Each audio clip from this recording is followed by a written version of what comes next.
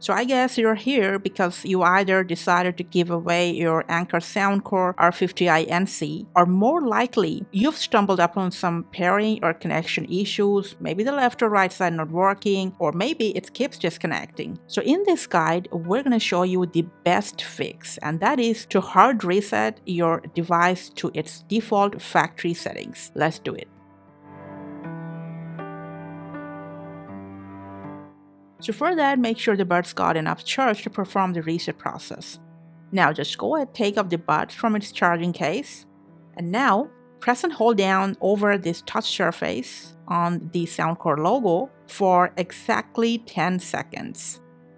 You can wait while you reset the buds and you'll get to hear a chime, which is the prompt that the reset is now completed.